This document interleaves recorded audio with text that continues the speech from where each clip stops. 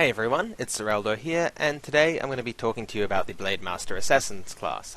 This class is the Black Friday class, and I can sort of truncate this a bit quicker than usual because you can just access it anywhere. You just go here, open shop, Black Friday, Blademaster Assassin's class right here.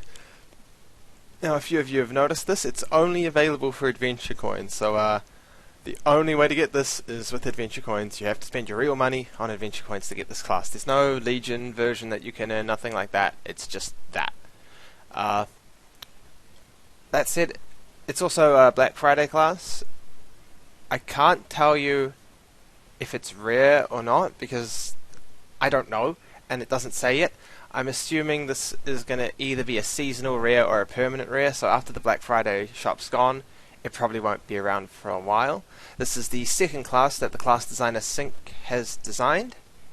So yeah, and it's heavily inspired from the original Blademaster class from Dage's birthday in, I think, 2013. Was it 2014? No, 2014.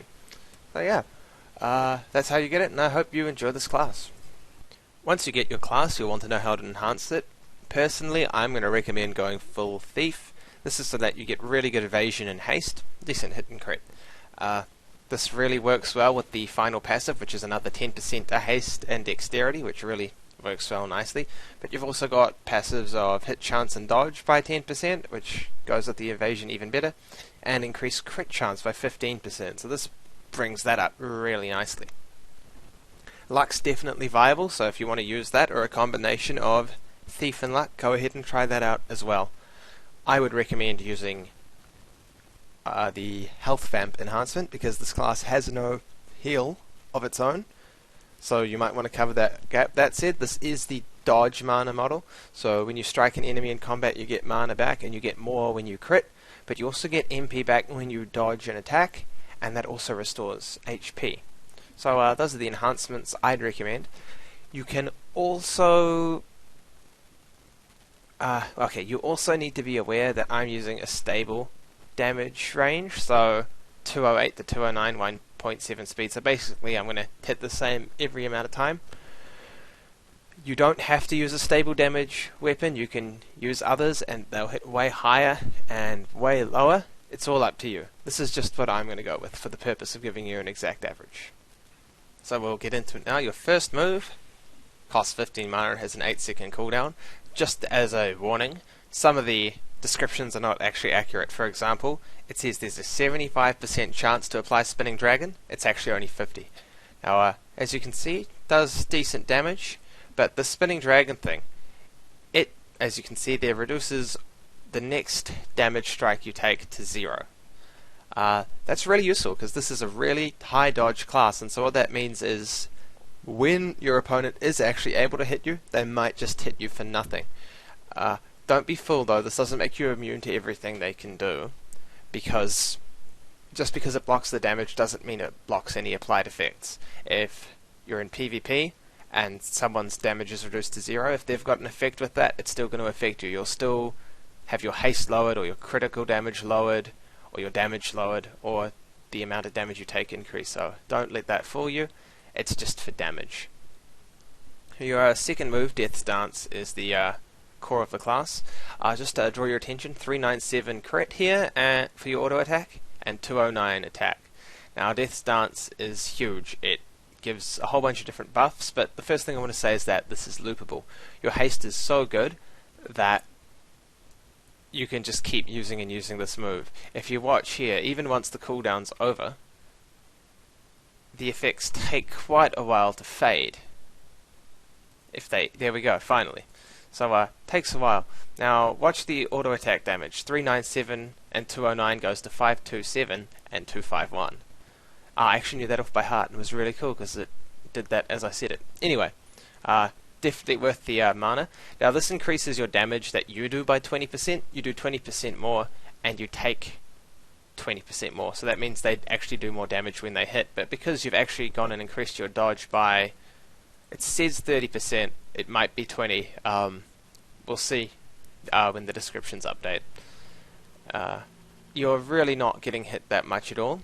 This also just increases your crit damage, so it's your damage and your crit damage that are stacking together for a lot more on crits.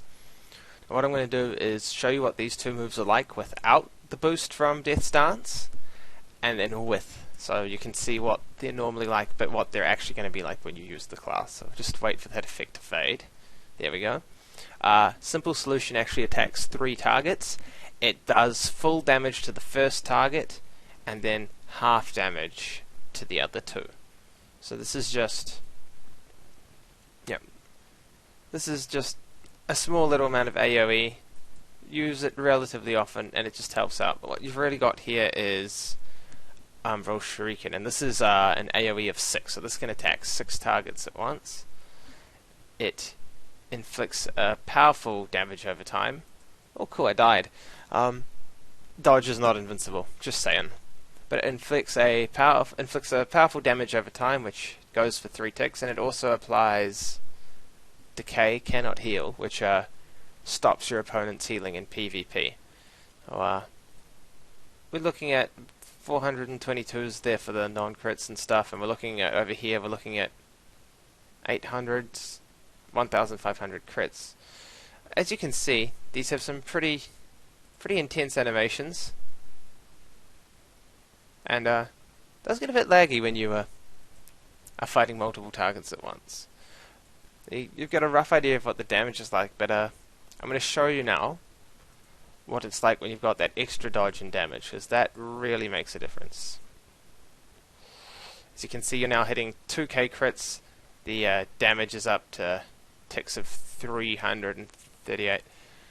As far as lag actually goes, this isn't too bad because I'm playing in full detail on huge. And for this actually just still be performing relatively well, most of the time it's quite nice. Dage made some new art for the animations here, and then Arklin went and animated it, and then coded the class as well.